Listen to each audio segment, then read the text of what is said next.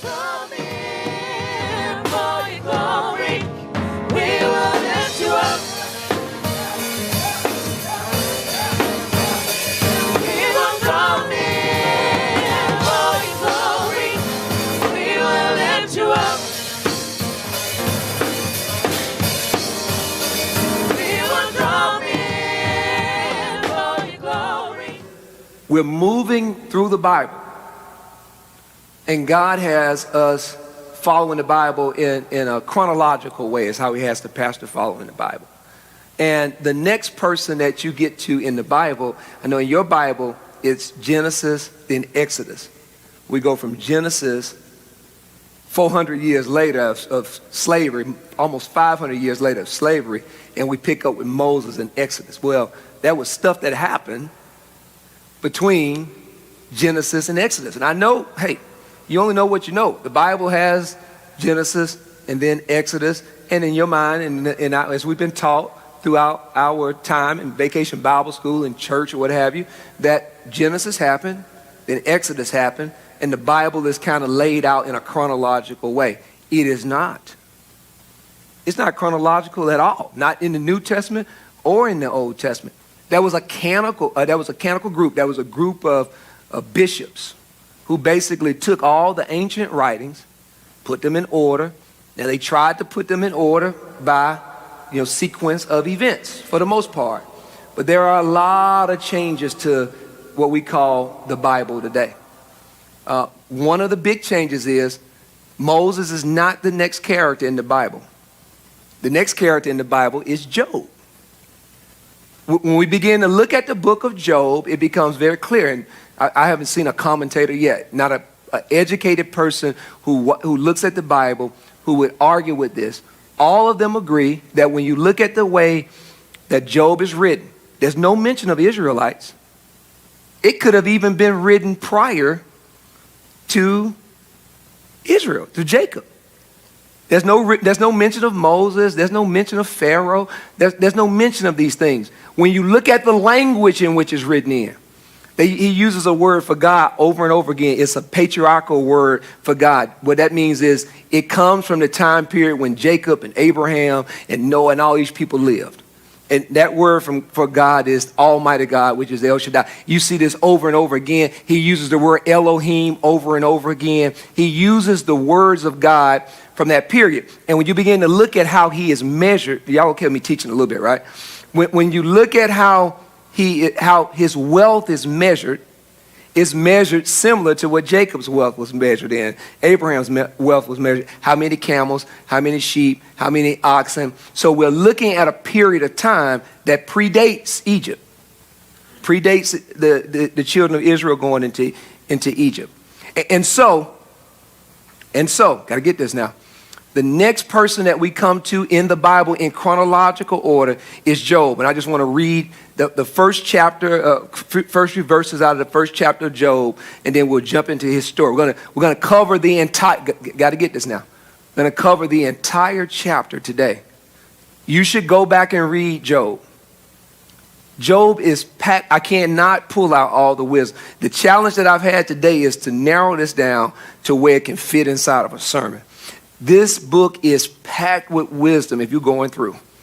If you're going through anything at all, this book has the answer and the direction and the wisdom. Matter of fact, they take Job from its rightful place as the second book in the Bible, and they put it in in a section that's called the wisdom section of the Bible. And so you have the Proverbs, you have all these other different wisdom sources. So that's what Job is. Job is a book of wisdom that can get you through the worst season of your life. Amen? All right, now let's read. So, in the land of Uz, there lived another reason why we believe that Job predates the rest of the books, Exodus and the such, is because these places were called a certain thing during a certain period of time. And Uz is one that we're familiar with from Genesis. In the land of Uz, there lived a man whose name was not Job, Job. This man was blameless and upright. Put a pin in that. Job was a good dude. He was blameless. He was upright. What does that mean? He did what the word of God told him to do. He did right by other people. He managed his business right. He managed his properties right. He did everything he could to do what was considered to be right in the eyes of God. And because of that, he was blameless and upright. He feared God and he shunned evil. What does that mean? He feared God. He lived his life and God was the head of his life. And he did things based on what God would have him to do. And whenever there was a situation around him where there was an opportunity to be tempted or to do the wrong thing, what he did was he said no to the wrong things. He said yes to God. He said no to the wrong things. He had, look at this, he was blessed. 7 sons. That is a blessing during this time. This is how you get rich. You have more people working for you that's dedicated to you than the other people around you. He had 7 sons and he had 3 daughters, and he owned 7,000 sheep. That would be amazing even in this day and time to own 7,000 sheep. He had 3,000 camels. My God, what do you do with that? He had a fleet of cars. You got to think about this. Now try and put this into modern day time. He had a bank account full of money. He had cars, everything that you can use. He was probably renting these things out. He says 500 yoke of oxen. He could plow land. He could do all kind of work with 500 yoke of oxen, 500 donkeys. Wow. And he had a large number of servants. So he was wealthy. He had everything taken care of. He was an upstanding guy. God had blessed him. He did things right. He was upright, and God rewarded him. This makes sense, right? He was, look what it says, the greatest man among all the people of the East. So everybody that we know that were in the East during that time, he was the greatest of them all. Why? Because he was upright, because he was blameless, because he put God first, and because he pushed away from evil. And because of that, he had this beautiful family, 7 kids, 7 sons, 3 girls. Y'all go ahead and sit down because we're going to be here for a minute. Seven sons, 3 daughters. He had this beautiful family. He had everything that any of us would have wanted, right? And he was known as look what it said. I'm not writing this up. The greatest man among all the people of the East. And I want you to think about that for a second. Very few places in the Bible do we see anybody with this kind of accolades from God. You'd be hard pressed to go anywhere in the Bible and see where it is written about a man that he was upright, that he was blameless, that he was blessed, that he had the children, he had the daughters, that he had all this different stuff, and that from the writer of this, from the inspired word of God, God has made him the GOAT. He's the greatest man among all the people of the East. Very few places. I struggle to find really anyone who had received such accolade from God. Let's go a little bit further. His sons, they used to hold a feast in their homes on their birthdays, and they would invite their 3 sisters to eat and drink with them. I want you to see this. They have holiday time, birthday time. They get together, they play spades, they barbecue, they do all the kind of things that we consider doing. They get together, they have a good time. They're a close-knit family. Not only does he have the money, not only has he been living blameless and upright, but he has a family that gets together, have a good time, love on each other. It is an amazing account of this man and his family. And it goes a little bit further. They invited the sisters, and they would eat and drink and have a good time. When a period of fasting had run its course, Job would make arrangements for them to be purified. Got to think about that. Look what he did. Early in the morning, he would sacrifice a burnt offering for each of them, thinking, perhaps my children have sinned and cursed God in their hearts. This was Job's regular custom. I want you to see this. When a period of feasting had run its course, when the kids got together and had a good time, he wouldn't just go with what the kids said or what they looked like on the outside.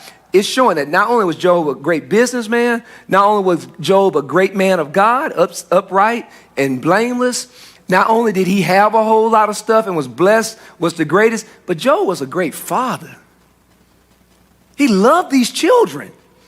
He had 10 children, and when they got together and had a good time, he would then go into this sacrifice for each child. He would sacrifice something, an animal, whatever the case may be. He invested in these children. He loved these children, and he was there for these children. And he said, listen, just in case one of my kids messed up, and we didn't know it, just in case something happened, and one of the kids did something wrong and was hiding in their heart, I'm going to sacrifice and put forth offerings for my kid. Great dad, right? Right? So go a little bit further. He says, one day the angels came to present themselves before the Lord, and Satan also came with them. And we got to stop there for a second, because that's going to make somebody, kind of scratch their head. God is meeting with the angels, and Satan shows up at the meeting. He comes to the meeting, and he says, the Lord said to Satan, where have you come from? And Satan answered the Lord, from roaming throughout the earth, going back and forth on it. He says, where you been, Satan? I've been walking around, been up to University City, been up to Harrisburg, been down in Birmingham. I'm just walking around looking for somebody that I can devour. I'm just going from this place to that place, trying to cause some kind of trouble, trying to cause some kind of confusion. He says, then the Lord said to Satan, have you considered my servant Job? There is no one on earth like him. He is blameless and upright, a man who fears God and shuns evil. I want to stop there for a second and make sure you understand what God is saying to him. If you look at this in the original text, I know this is I consider this to be a poor translation. God's not necessarily offering him up.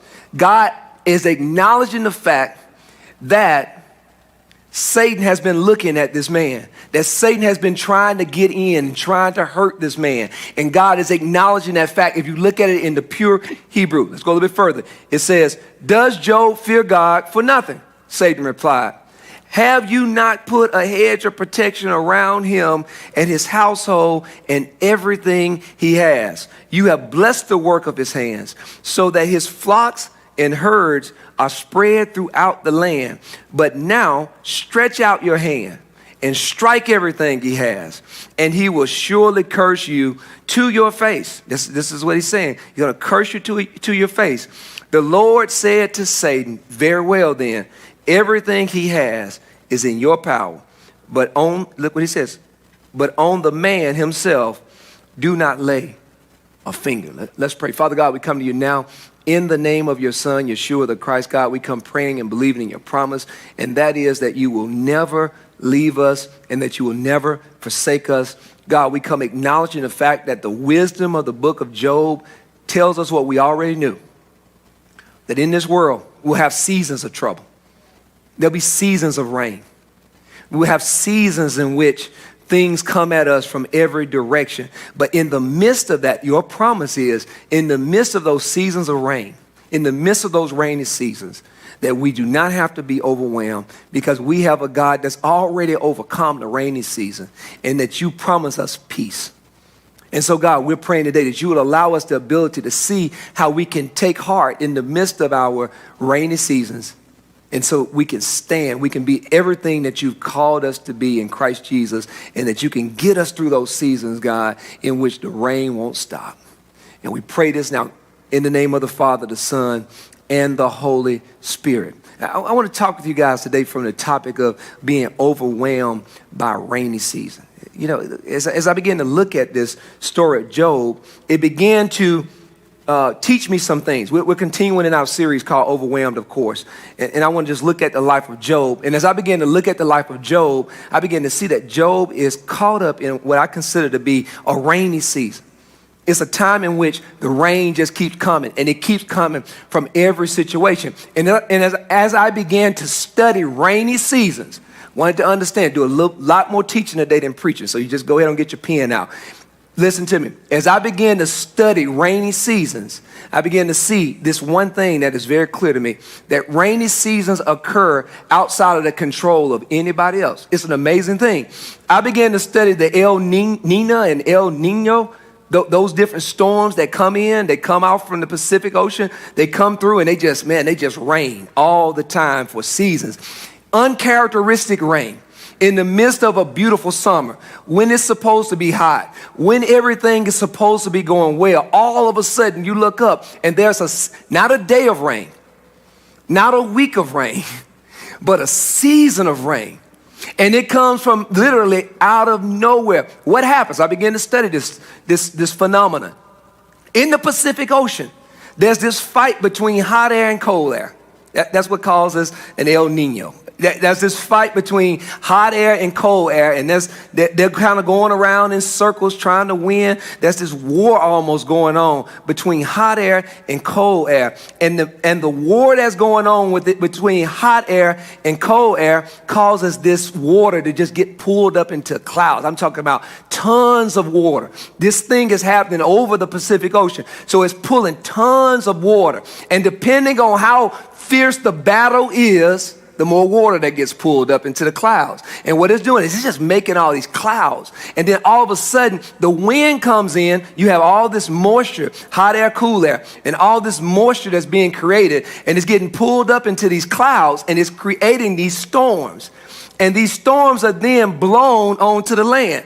And so the people on the land haven't done anything at all to deserve what's heading their way. It is completely outside of their control. This thing happens, we don't know why. Nobody understands why the water gets warm, why the cold air comes at the time when the water gets warm. You know, scientists can observe a lot of things, and we can explain a lot of reasons for these seasons of rain, but we still have no idea what causes the water to get warm, what causes the air to be cool, what causes the thing to come together at that particular time, what makes the storm last longer, what makes the storm go away sooner. There's just so much that's outside of our understanding and outside of our control. But here's the reality.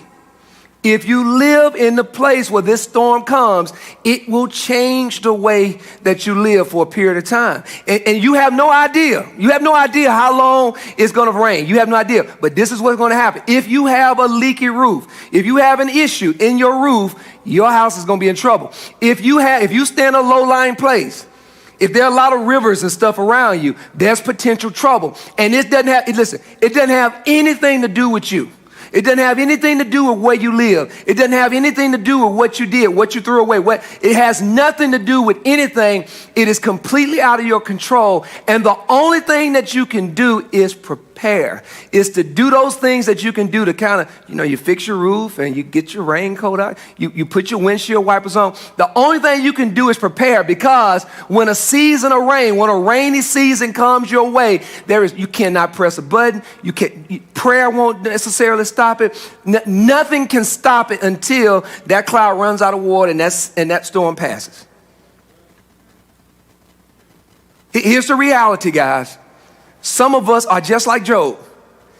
We have experienced a season of rain out of nowhere. Everything was right. It was beautiful outside. Birds were chirping. Flowers were growing. Everything was right. You just kind of holding hands with somebody, skipping through the maze of life, kind of just walking through the field, and the wind is blowing and everything is great. And then all of a sudden it starts raining.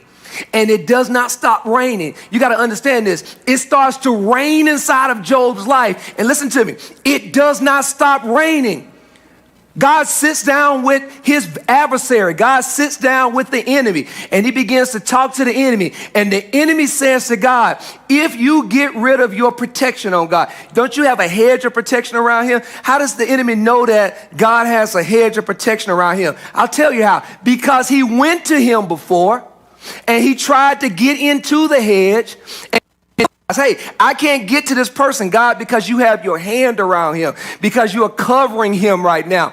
And what he's saying, I want you to get this, in this season of rain that you're going through, in this season of rain, just like Job goes through, in this season of rain that each and every one of us goes through, there's certain things that we have to do so that we won't be overwhelmed by the rain. And what happens, if you look very closely at this story, Job is overwhelmed by the rain. One thing happens after the next. Another thing happens. He's sitting, if you go into chapter 2, first of all, God takes the hedge, opens the hedge a little bit. God says, I'll let you in, but you cannot kill him. I'm going to let you in, but you cannot touch his body at all. And what happens? One person comes after the next, and they begin to report. Oh, Job, you'll never believe this. We were all just out doing nothing. We're doing the thing that we were supposed to do. And we looked around, and all of a sudden, these foreigners came in, and they basically took all the livestock that you had sitting in this location. And he's sitting there thinking, well, man, that's tough, but I still have my camels, I still have my oxen, I still have the other stuff. You know, we'll get through this. You know how it is. I'm insulated against this. I have diversified my portfolio in such a way that if this thing goes down, I'll have this other thing and this other thing and this other thing that would take care of me. And so he says, you know, it's okay. And no sooner, season of rain, no sooner then this one servant, he says, I'm the only one that got away. They took all of your stuff. They killed all of your friends, all the people that work for you. And no sooner than, the only one that's left is me. And no sooner than this guy finishes his story, another servant walks in. You guys got to see this. Another servant walks in. And he says, oh my God, you're not going to believe this. We were sitting out there in the field, and all of a sudden, this fire dropped down from out of the sky, and it burned all the animals, and it burned all the people that work for you. And Job is like, wait. Is this the same thing is this the same thing that you're talking about, or is this something different? No. He says, no. I was at this place. He's at a whole nother place. His thing involved fire falling out of the sky. I had never even seen anything about fire falling out of the sky. My thing was about these people that came in, the Sabians that came in and killed everybody. It looks like you lost everything in two different areas of your portfolio, in two different areas of your life, in two different areas of your control.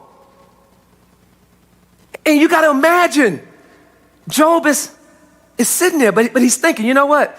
Okay, they got that one. They got that. They did this, but I still have these other two areas left. And then the next thing you know, no sooner than the second person, the second servant gets there and begins to tell what happened to him, comes another servant.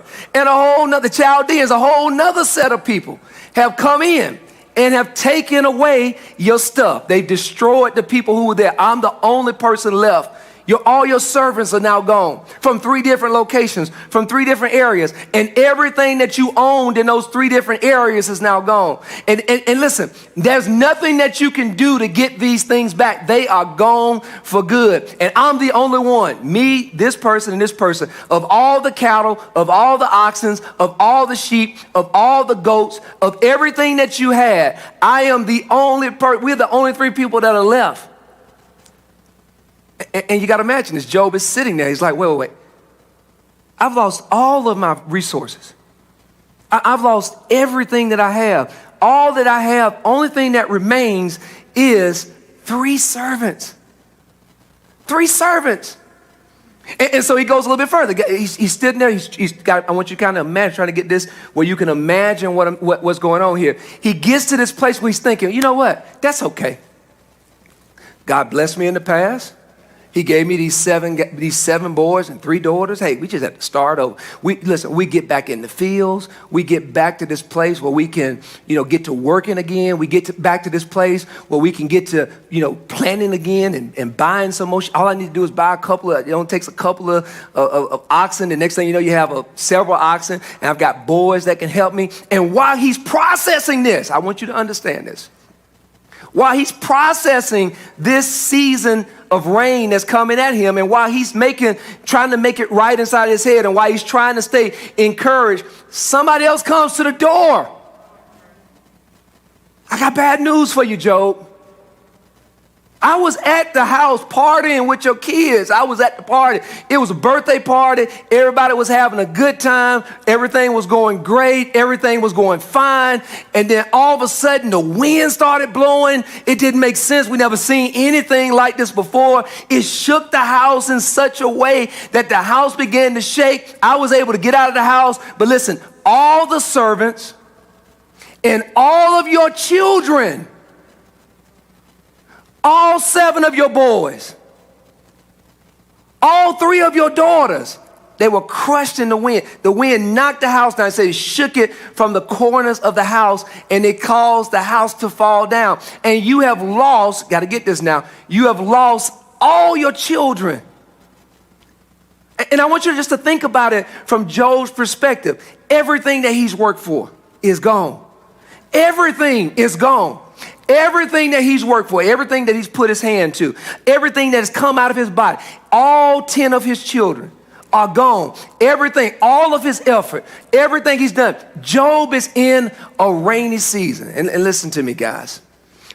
We may not never know a season like what Job, I pray that we never know a season like what Job has gone through. I pray that we never get to a place where we understand what it means to live through the trials of Job. I pray that we never get to a place where we can even identify with Job. If we lose one kid, if I were to lose one of my children, let alone all of them at the same time, if I were to lose one of my children, if I were to lose my job right now, if my 401k was wiped out right now, if I went through a situation in which I lost everything that I depended on, all at one time, not over a period of time, but all in one season of my life, I have no idea what I would do. And what happens is Job gets overwhelmed. He's getting overwhelmed with this issue. He's getting overwhelmed with this situation. And the reason that the enemy is doing this, if we go back to those verses, the reason that the enemy is doing this is because he wants one thing and one thing only. He wants Job to curse God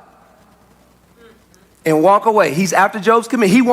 He wants Job to get to this place where he blames God, curses God, walks away from the church, walks away from those things of God, stops praying, stops spending time with God. He wants to, that's what this whole thing from the enemy's perspective is about. It's about creating this situation where he gets Job to get to the place where he literally curses God and walks away. But Job won't curse him. It's amazing when you read it. He won't curse him. He goes through this situation. He says, listen, I came in this world. I was naked when I came in this world. When I leave this world, hey, I'm going to be naked. We cannot celebrate God only when he does something good. This book is packed with all kind of good stuff. We cannot separate God. We cannot separate ourselves from God when things are going bad. The same God, is what he says, the same God that was with me when things were going good, it's the same God that's with me while things are going bad. And he says, I cannot even begin to separate myself from God in the bad time. It gets so bad that the devil gets so frustrated that he literally goes back to the meeting again. So you guys got to go back and read this. It's phenomenal understanding of how this whole thing works between God and Satan. He goes back to God again, and he says, and God says, hey, what happened with, when God asks you a question, when God asks questions, it's not to get answers. It's so that you can understand. It's not so that he can understand. He already knows. He says to the devil, he says, hey, tell me what happened with that thing with Job. And Job, and the devil said, well, you know what? I took everything from him. And he didn't curse you. You're right about that. But you would not allow me. You kept the hedge close to his body. You would not allow me to touch his body. And I guarantee you, if I had touched his body, if he had suffered in his body, he would have cursed you. He would have walked away from you. He would have given up on you. And this is what God says. I'll tell you what. Okay, I'll tell you what. Curse his body. Do whatever you want to do to his body. But you cannot kill him. You can do whatever you want to do to his body, but you cannot kill him. And so he goes back in. I'm just trying to paint this picture so you can see this story. He goes back in and he begins to curse his body. And listen to me. Job is filled with all kind of bumps and pus filled. It is a mess. He has all kind of boils and lesions all over his body. It is a mess. Matter of fact, there's an image of Job in the scripture where it talks about him. Everything's destroyed. He's sitting among the ashes. He's found this pot that's been broken. He's taken the pot that's been broken and he's using it to scrape the skin off of his body that's festering on his body. It begins to talk about his skin. It talks about worms and stuff. He's got all kind of stuff going on, maggots and stuff that are festering inside of his wounds. And the only person that's left to take care of him is his wife. And she's getting tired because there are no kids to help her out. There's no servants to help her out. She's having to take care of this. She's having to look around. She's having to deal with the kids being gone. And she gets to the place where she is so overwhelmed by the situation that she tells Job to do exactly what the devil wants him to do. She says, you know what you ought to do? You ought to curse God and die. So Job is dealing with this situation in which he has no children, no money. His body is under attack. And you know what Job tells his wife? He says, listen, that's foolish talk. There's nowhere in the world I'm going to curse God and die because I'm going through this situation. He says, what I'm going to do is I'm going to continue to trust God through this situation, and I'm going to continue to believe in God through this situation. And then all of a sudden, got to get this now, I'm going to paint this whole picture. The friends show up. But these not the regular friends. Like, these not your friends that you used to. You know, in the world, we have friends around us, and we going through tough times. The world friends tend to want to try to help us out. Let's go get a drink. Let's go do this. Man, it's going to be. But church friends begin to judge you when you're going through a situation like this. And so his friends come around. These are people who've been close to him his entire life. These are people who stood beside him. These are people who benefited off of him. And instead of them getting to this place where they're there just to comfort them, just a presence, just to be around him, they begin to give him advice that he cannot use. And you know exactly what I'm talking about. You lose somebody and they come quoting stuff to you, talking about, you know, God has a plan. Like you didn't know it. Oh, you know God has a plan. And they begin to talk down to you about the struggle that you're going, trying to be deep, trying to throw the Bible at you. You know all things work together for the good of those who are called according to God, who are called. You don't want to hear that stuff when your child dies. You don't want to hear that stuff when you lose your job. You don't want to hear folk coming around with a whole bunch of slogans and religious bumper stickers on their forehead talking to you about something that you're going through. You don't want to hear that stuff. And for chapters upon chapters of Job's story, his first friend comes around and says, listen, this is your fault. You did something wrong.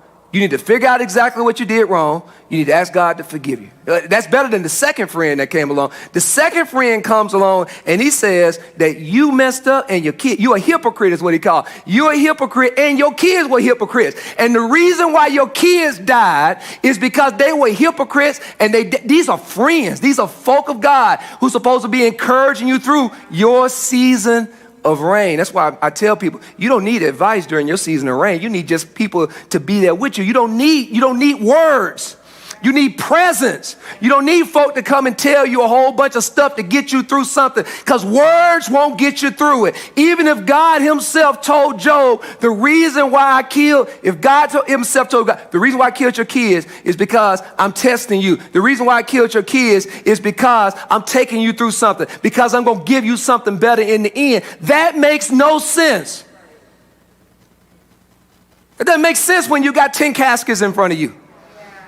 It don't make sense when you look around and your house is burnt down and your bank account is emptied out and your job has been discontinued and you don't know exactly how you're going to make it. It doesn't make sense in the moment what God is doing and what God can do and the fact that God is in control. And sometimes when we get in a season of rain, you got to understand this, the purpose of that season of rain, we're going to get into this a little bit more, is from the enemy's perspective is to make you curse God, is to make you separate yourself from God, is to make you get as far from God as possible.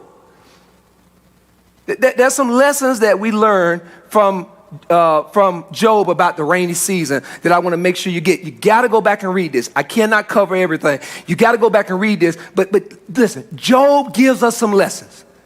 Job gives us some information that we can use. It's wisdom, some wisdom that we can use to get through any rainy season that we go through in our life. The first thing he tells us is that rainy seasons are out of your control. Remember when I talked about this with the El Nino and the El Nino, whatever, however you pronounce it, and how you got the hot force and the cold force. You got this thing coming down from the heaven, fighting this thing coming up from the earth, and it's spinning around and it's causing all this confusion. And that's what gets the clouds to building up. And depending on how big that battle is, will depend on how long that rainy season will last. And this is the case. We learned this from Job. It doesn't have anything to do with you. You cannot, listen, it doesn't have anything to do with what you said, where you've been, where you live. Rainy seasons, look what it says, are out of your control.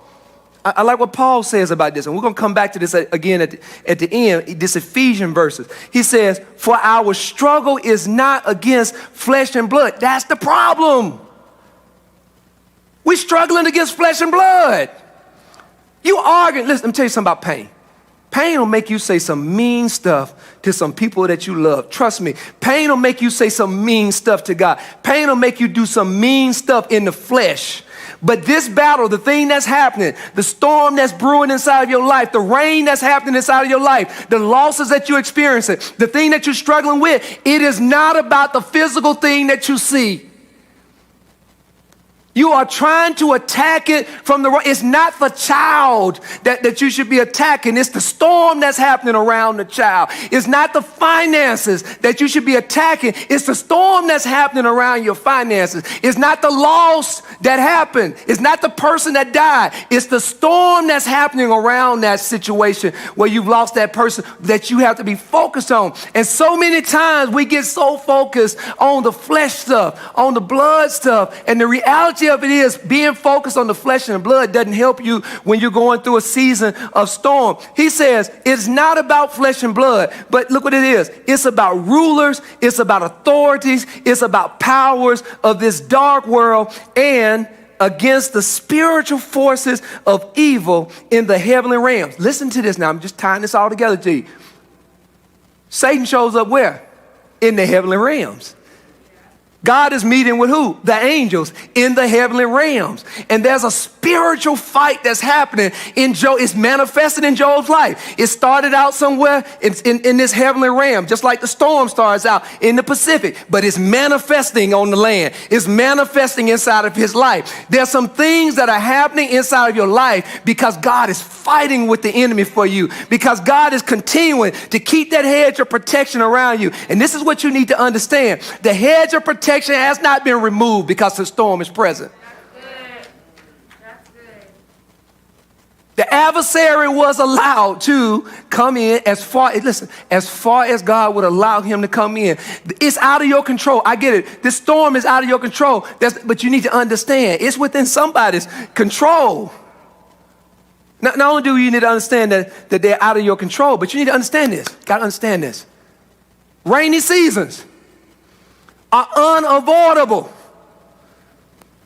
Job was just. He did everything right. And if you get to this place where you get overwhelmed in the midst of your rainy season, trying to control things, or you get overwhelmed in the midst of your rainy season, trying to avoid things, or your life begins to be so much about controlling the rainy season that every decision that you make, that you don't go to any place, that you don't do anything, that you end up spending your life never enjoying what God has for you because you are trying to control and avoid a season. And what we learn from Job is rainy seasons are unavoidable. It has nothing to do with how much you pray. A rainy season has nothing to do with how much you give. A rainy season you can give. Listen, I've been around pastoring long enough to know that some of the people who pray the most, some of the people who give the most, some of the people who serve the most go through rainy seasons. We get overwhelmed with this. We get overwhelmed. We start to condemn ourselves. We start to look, oh, I must be messing up. I must be making mistakes. We start trying to examine ourselves, and we start to go through that whole condemnation thing. And here's the reality. Jesus says that God, He, capital He, makes His sun rise on the evil and the good. And look what He does. He sends rain to the just and the unjust. It doesn't matter how good and perfect you're living. It doesn't matter how much you read the Bible. None of that matters to whether or not the storm will come. All that matters to how you get through the storm, but none of that has anything to do with this storm that's happening. It's out of your control. It's happening in these heavenly places, and it's coming into your land. It's coming into your life, and rain is falling down on you. There is no way to avoid it. This is the next thing that we learn. We learn that rainy seasons, listen to this now, are unexplainable. You know what happens in this book? Job asks, in this book of Job, there are 300 questions that are asked. 300 questions. Now, think about this now. It's only 42 chapters. The book of Psalms has 150 chapters and 160 questions. There are 300 questions that happen inside of the book of Job. Why? Because when you're going through a season of rain, you want to know why. You want to know what I did. You want to know what can I do? How can I make it stop raining? How do I get through this? I got a hole in the roof. How do I stop that hole? What am I supposed to do? What about my kids? How am I supposed to get through this? Question after question after question after unproductive question after unproductive question after unproductive question. And what we learn from the story of Job is he's talking to God and he's asking God questions, but guess what?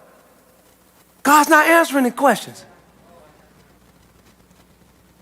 He's talking to his friends and he's asking his friends questions. He's venting. He's telling his friends about his situations, and his friends are answering his questions incorrectly. They're turning his questions back around to him. They're saying, hey, this is the result of you messing up. This is some issue that you had. And so the best thing that you can do when you're going through a season of rain is to just understand there's some things about the season of rain that are just unexplainable. Me telling you that hot and cold water come together and they mix together and then the rain, it doesn't do anything for you when it starts raining in Charlotte and it doesn't stop for a month. It doesn't do anything to you if your house gets flooded during that rain. It doesn't mean anything to you if you have a car accident because you run into a puddle of water. It doesn't mean anything to you about this wind and hot water and cold and all that stuff. It means nothing to you, and there are no answers to your questions.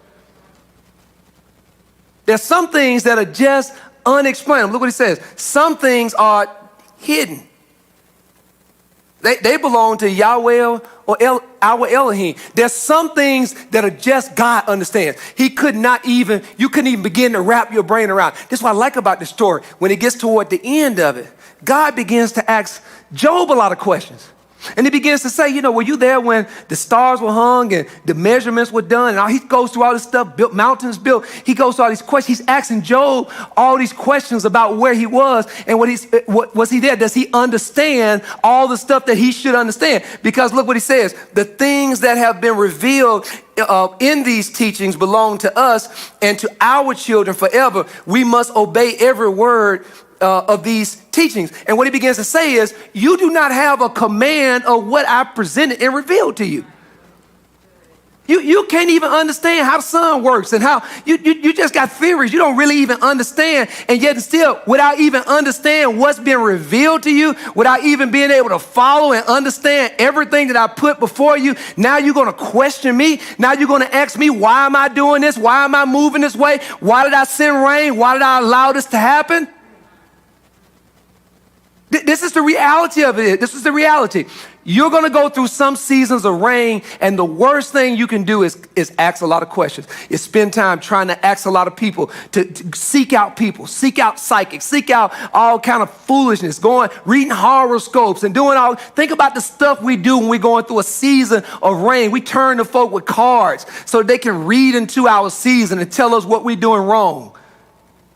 And there's some things that happen in your life that are unexplainable. It is a season of rain. It comes from a place that's outside of your control. It was completely unavoidable. There was nothing that you could have done to make things different. Listen, Job is going through a season that doesn't make sense. It doesn't make sense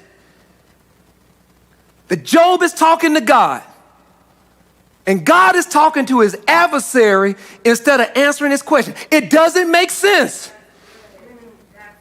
that God is allowing for the hedge of protection that was around him to be reduced time and time again. It doesn't make sense that 10 children are laying before him dead. It doesn't make sense that he's lost everything he's worked hard for. It doesn't make sense that the one thing God left him is now trying to convince him to curse God and die. It doesn't make sense. And there's nothing that God could tell him. There's nothing your friends can tell you. There are going to be some seasons that you go through, and the only thing that you can do is stay faithful toward God. Not only is the rainy season unexplainable, but what Job teaches us is there's purpose. There's purpose in a rainy season. There's purpose in a season of rain. Look what James says. Consider it a sheer gift, friends, when tests and challenges come at you from every side. This is what he's saying. There are going to be some times in your life where you're literally going to say, man, when it rains, it what? Pours. What does that mean? It's coming at you from all sides. Things are happening. In Job's life, he lost relationships. He lost money. He lost servants. He lost everything. It came from all different sides. But what the Bible teaches us time and time again is that in the midst of those trials, this word for test is really trials. You hear people talk about the trials of Job. It says in the midst of these tests, you ought to be celebrating because you understand this one thing, that under these trials, under the pressure, under the challenges that come out of this, listen, you can't avoid it. You might as well get some out of it. You can't control it. You might as well get some out of it. You can't explain it. You might as well get something out of it. Your season of rain, you got to hear this, guys. You can't complain it away. You can't pray it away. Job prays every day. He's constantly praying as he's scraping maggots out of his skin. He's constantly praying as he's burying his children. He's constantly praying as he looks around and his house is destroyed and all of his money is gone. He's constantly praying as he deals with his wife. He better pray for his wife. He's constantly praying over and over again, and the season continues and continues and continues. There are just sometimes some seasons that you better get purpose out of them, because guess what? No matter what you do, not going to change the season. No matter how much you complain, no matter how much you push back. And that's what Job gets. He gets to this place where he begins to argue with God and he begins to question God. He never, ever, not even one time gets close to giving up on God, but he does have some questions for God. And he begins to ask God, why don't you show me what I did wrong? Why don't you tell me? I'm talking to you and you're talking to my enemy. You sold me out. You're putting me out there. You're allowing the enemy to take stuff from me that you gave to me. He begins to talk to me. He says, but listen to me now. But he gets to this place in his complaining, the way he says, although you're hurting me, I'm still going to worship you. Job says, I believe in my heart that my Redeemer still lives. Job goes to this place that we have to be able to go to. And one of the reasons I believe he goes to this place we have to go to is because he understands that rainy seasons, listen, they have purpose. That rainy seasons show something about you. They show your faith life. They show that what your true colors are. Rainy seasons pull out of you things that you never thought that you had on the inside. And what Job begins to understand is, I'm not going to try to get out of the rainy season. That's silly. What I'm going to do is I'm going to stay in the rainy season and I'm going to let it do what it do. I'm going to stay in the rainy season and I'm going to let it do its work. And this is what I'm going to believe, that I'm going to come out of the rainy season mature, well-developed, and not deficient in anything. Why does Job believe this? Let me show you why. He believes this because he knows, this is what he teaches us, that rainy seasons are under God's control. From the very beginning, Satan walks in and he has to get what? Permission. Satan's not in control of the situation. I know it feels like Satan is control of the situation that's going on in your life. I know it feels like he can kill. I know Satan has no power to do anything that God doesn't allow him to do. The first time Satan comes to God, he says, yeah, you can take his stuff, but you can't touch him at all. And guess what Satan did? Took his stuff and didn't touch him at all. He came back to him. He said, okay, you can touch his body, but you can't kill him. What did Satan do? Touched his body, but he didn't kill him. I don't care if that hedge of protection is a line in the sand. Satan's not going to cross it for nothing. God is in control of your rainy season. God is in control. God is with you. God is never going to leave you. I don't care what. I know sometimes we get in a rainy season and we believe that God's not in control, and we believe that God's dead, and we believe that God can't do the thing that we know, that we thought we knew that he can do. But here's the reality of it is, news flash, God is in control of your rainy season. Look what he says to Isaiah. He says, this is what Isaiah says us prophetically. He says, now this is what the Lord says to who? You. Says to all of us. The one he created, you. The one who created you, Jacob. And the one who formed you, Israel. This is what he says. Don't fear. You know what happens when you get fearful in a rainy season? You start doing stuff. You start trying to attack stuff in the flesh. But this is a heavenly thing that's going on. You start pushing people away. You start inviting people in and getting their advice and taking it. But that is not godly advice. You get mad with God. You push away from God. These are the things that happen when you're operating out of fear during a rainy season. You start trying to do stuff bring stuff within your control, not understanding that this storm, you cannot stop this storm from going. It is not in your control. And this is what God says to us today. Do not fear. Job says, it's literally written, he says, my fears have become my reality. That's what he said. Job literally says that. This is what we have to do. You can't fear. He says, for I have what? I've redeemed you in the season. You need to understand God has redeemed you. God has taken you. I've called you by your name. You are mine. He says, I'm going to be with you when you pass through the waters. I'm with you in the rainy season. I know it's raining. I know it's rain all around you. I know you feel like you're drowning, but God is saying through the prophet Isaiah, I'm with you in the water. I'm with you during the rainy season. I'm keeping you floating. I'm not going to let you drown. I know you feel like the devil's in control. He cannot do anything I don't allow him to do. I'm with you in the midst of this storm. He says, I will be with you when you pass through the waters. And look what he says. And when you pass through the rivers, they will not what? You won't be overwhelmed by this. You won't be overwhelmed by what's happening. You won't be overwhelmed by this season. You won't be overwhelmed by the things that are going on. And then that's when God began to speak to me. And this is the amazing thing.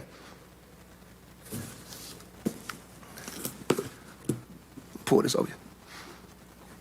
In order to get through a rainy season, you got to stop trying to ask questions and stop trying to figure it out and stop trying to control. You got to get to this place where you let go of that rainy season and then you pick up this thing that Paul begins to talk about are the armor of God.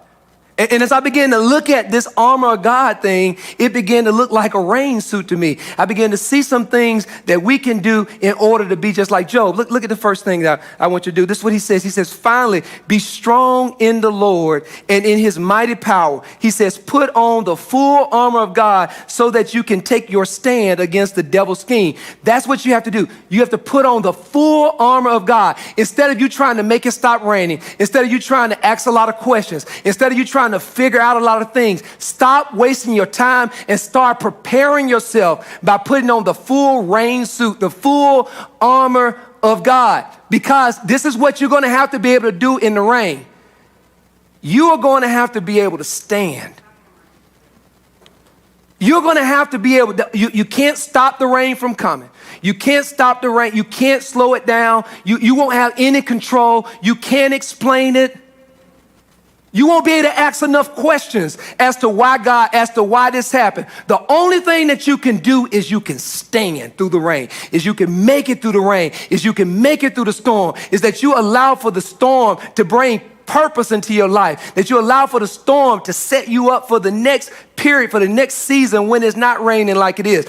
During the storm, you don't want to do anything that's going to be lasting, that's going to make you continue to have the effects of the storm even after the storm is over with. What you have to do is you have to be able to stand against the devil. He says, put on the full armor of God so that you can take your stand against the devil's schemes. For our struggle is not against flesh and blood, but against the rulers, against authorities, against the powers of this dark world, and against the spiritual forces of evil in heavenly realms. You got to get this. Stop trying to control it. Stop trying to explain it. Stop asking questions about it. This is what you have to be able to do.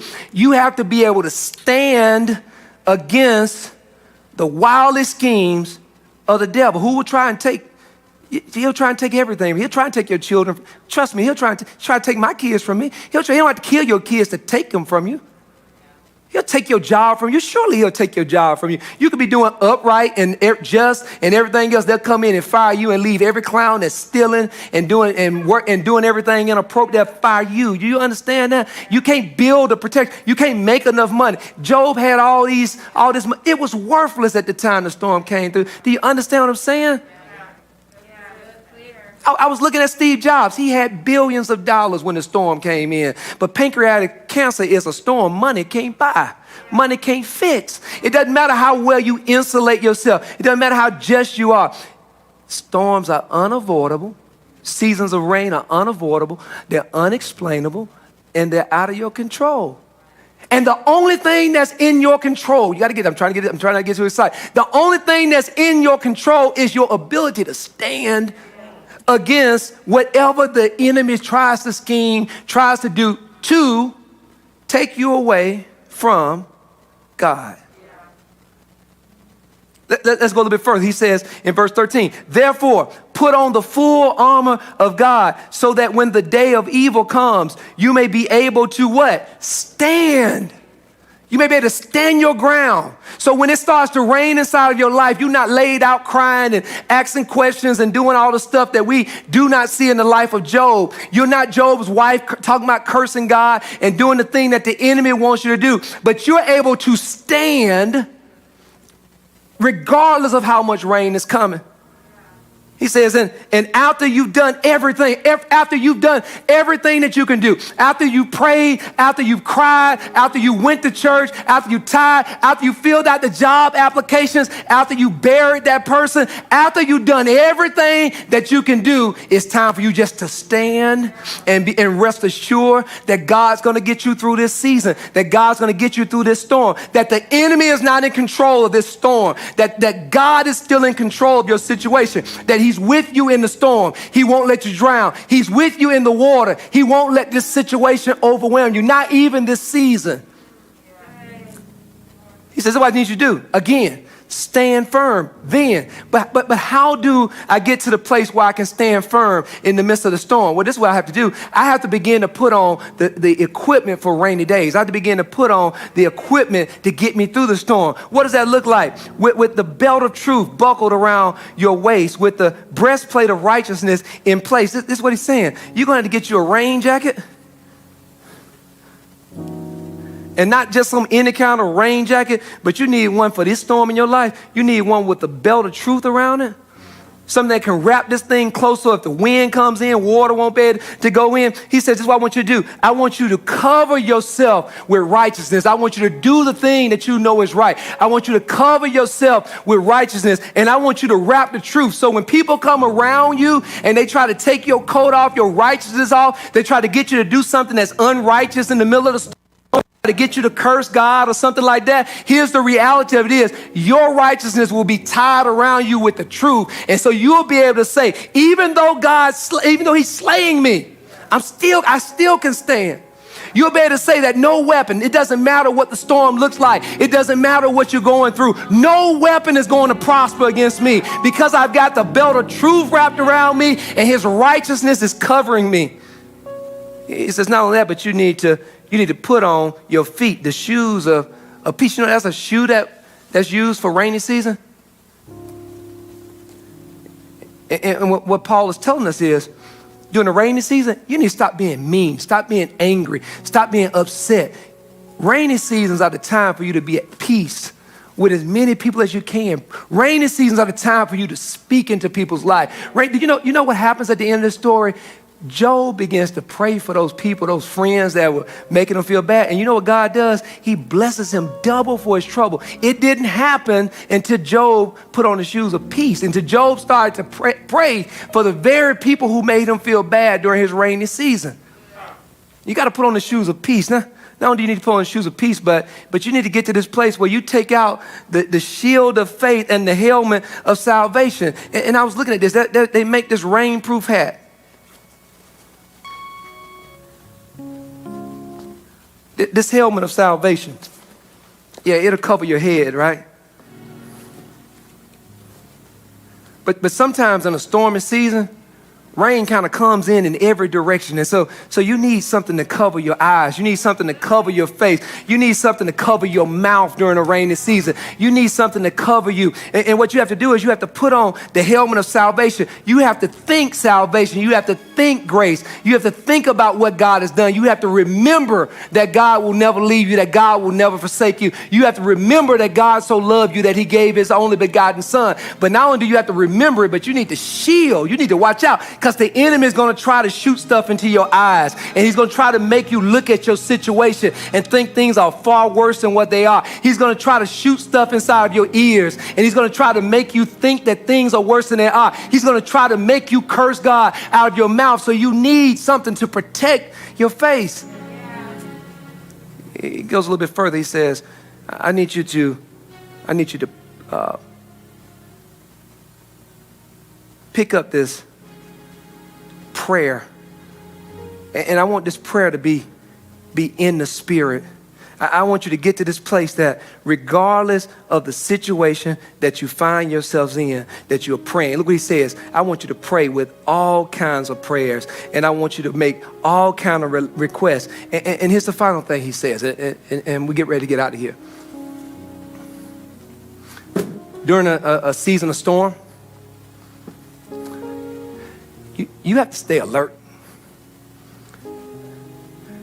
You know the beautiful thing about Job's story is Job was very aware. He was very aware of what was going on around him. He understood that the enemy was attacking him. He understood what it was that he was supposed to do. Job was alert. Job was not taken by surprise. Even though Job lost some things, even though he went through some things, he understood the season that he was in. He understood. And regardless of what the enemy tried to do, Job was alert of what the enemy was trying to do. What the enemy was after was one thing and one thing only. It's the same thing he's after with each one of us. He wants to take us through a season and we're not alert, right? He wants to catch us with our guards down.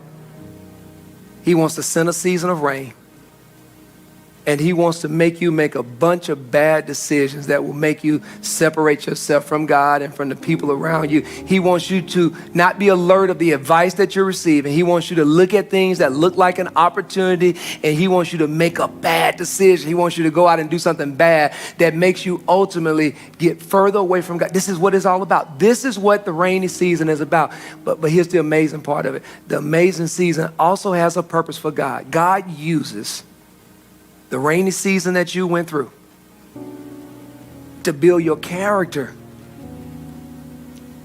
That's what Paul said to the church. The same thing James said. He says, we rejoice in rainy seasons. We rejoice in tribulations because we know that the tribulation that we go through, that it only makes us stronger. It gives us perseverance. And the perseverance that we go through only gives us character. And the character that we go through, it ultimately leads to more hope. It leads to us being able to help other people through rainy season. It leads to us being stronger when the rain comes the next time. So here's my question. What is God saying to you? What is God saying to you about the way and how you handle rainy seasons? Are you looking for questions? Are you looking for answers during the rainy season? Are you trying to figure things out? Are you trying to explain things? Are you trying to control things during the rainy season? Are you trying to blame things during the rainy season? Are you hurting people during the rainy season? Because what God wants you to do, very simple. He wants you to stand. He wants you to get to this place where you gird up yourself, where you get all the things that we talked about, and you get to this place in your life where you're able to stand. You're able to stand. Why? Because your head is covered, your face is covered, your body is covered, you're walking in the right shoes, you're doing the right things. And even though the rain is around, this is the amazing thing about putting on a rain suit like the one that Paul explains. Here's the amazing thing. It stops you from getting wet. What it means is, listen to me now, you can be in the midst of a rainy season and not get wet. You can be in the midst of a season of loss and not get wet. You can make it through a season of loss if you can just put on the whole armor of God. So this week, very simple thing. If you're going through a rainy season, if you're having trouble, if things are coming at you from all sides, if you're saying to yourself, when it rains, it pours, this is what I need you to do. I need you to let go of all those questions and all that rain and all that stuff. And I need you to pick up standing.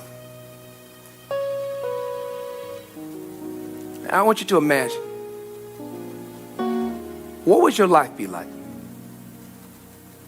if you just shifted the way you handle rainy seasons? If you would just shift away from the complaining and the questions and the trying to get control, and you begin to shift toward just standing, just allowing, covering yourself with the things that God has given you and standing through the storm.